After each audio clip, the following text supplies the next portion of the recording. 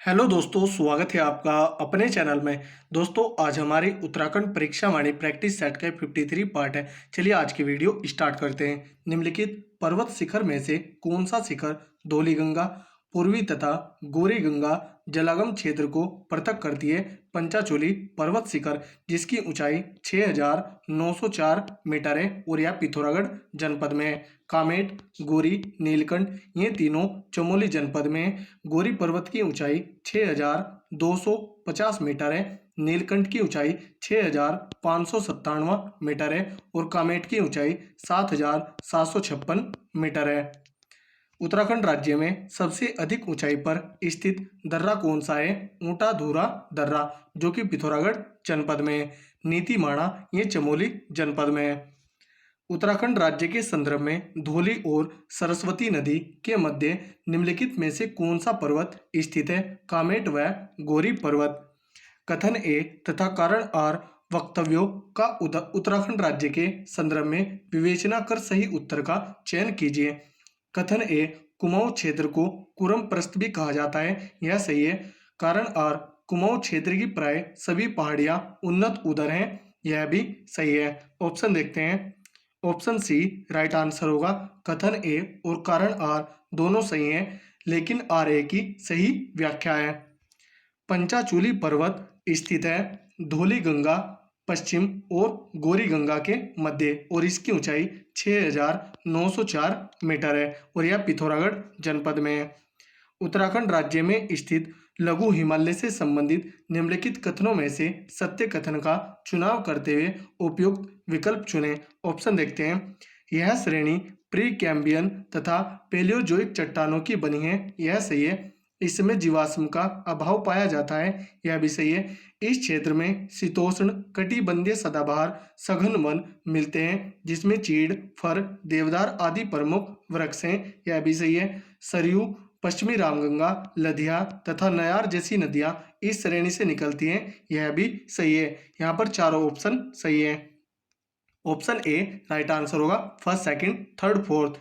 उत्तराखंड राज्य के संदर्भ में निम्नलिखित कथनों में से असत्य कथन का चुनाव कीजिए। ऑप्शन देखते हैं।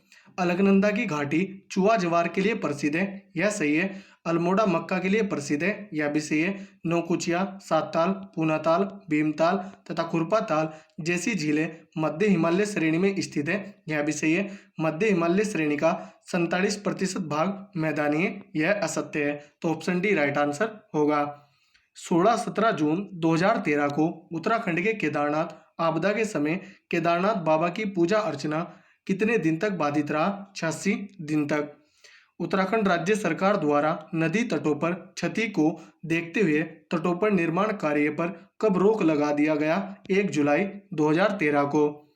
उत्तराखंड राज्य के निम्नलिखित जिलों को पूर्व से पश्चिम की ओर क्रम निर्धारित करते हुए उचित विकल्प चुनें।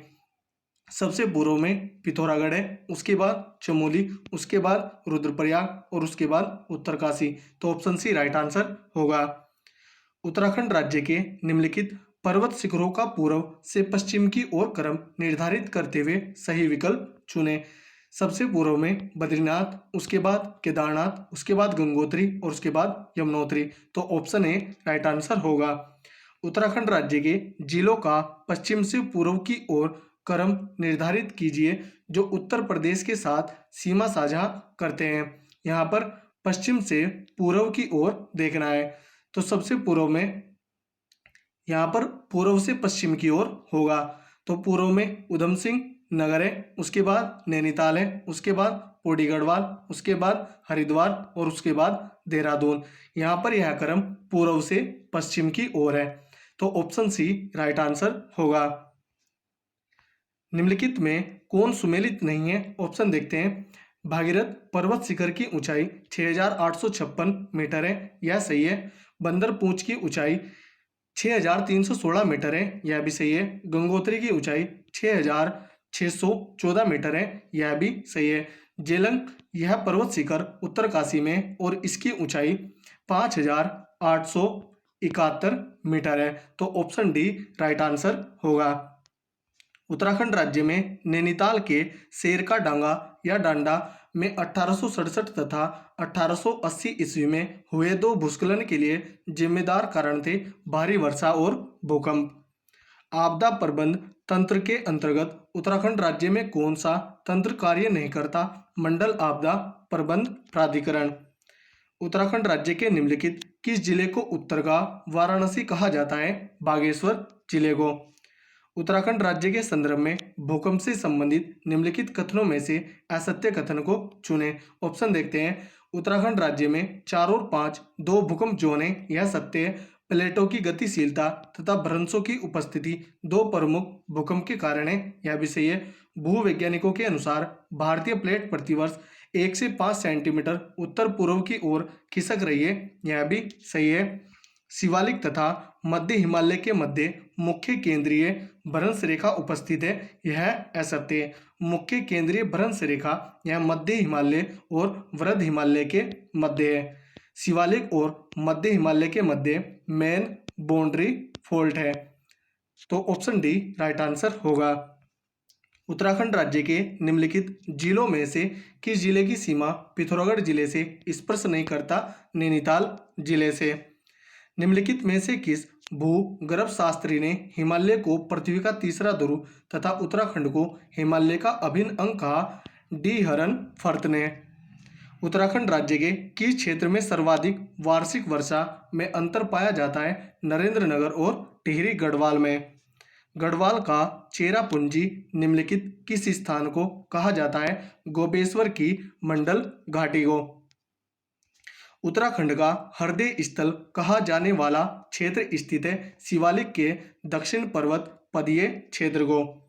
शिवालिक के दक्षिण में स्थित पर्वत पदीय भाबर क्षेत्र स्थानीय भाषा भबरी जाना से बना, जिसका अर्थ है भटक जाना। यह किस भाषा से संबंधित है? कुमाऊं भाषा से। चोखम दून एवं कोटरी दून क्षेत्र उत्तराखंड राज्य के किस जनपद से संबंधित है? पौड़ी गढ़वाल से। उत्तराखंड राज्य में निम्नलिखित में से सर्वोच्च शिखर कौन सा है? हारडोल। पंचाचूली यह पिथौरागढ़ जनपद में और इसकी ऊंचाई 6904 मीटर है। नंदा घूंटी की ऊंचाई 6309 मीटर है और यह चमोली जनपद में है। नंदा कोट की ऊंचाई 6861 मीटर है और यह चमोली पिथौरागढ़ में है, तो ऑप्शन डी यहाँ पर राइट आंसर होगा। किंगरी भिंगरी नीति माणा क्या है? ये दर्रे हैं। निम्नलिखित में से कौन उत्तराखंड राज्य की सबसे ऊंची हिमाच्छादित चोटी है? नंदा देवी। इसकी ऊंचाई 7817 मीटर है। कामेट की ऊंचाई 7756 मीटर है और त्रिशूल की ऊंचाई 7120 मीटर है। फूलों की घाटी स्थित है वृद्ध हिमालय क्षेत्र में। राज्य में दून कहा जाता है संरचनात्मक घाटियों को। किंगरी भिंगरी नीति सेलसाल और धर्मा उत्तराखंड राज्य के क्या हैं? दर्रे।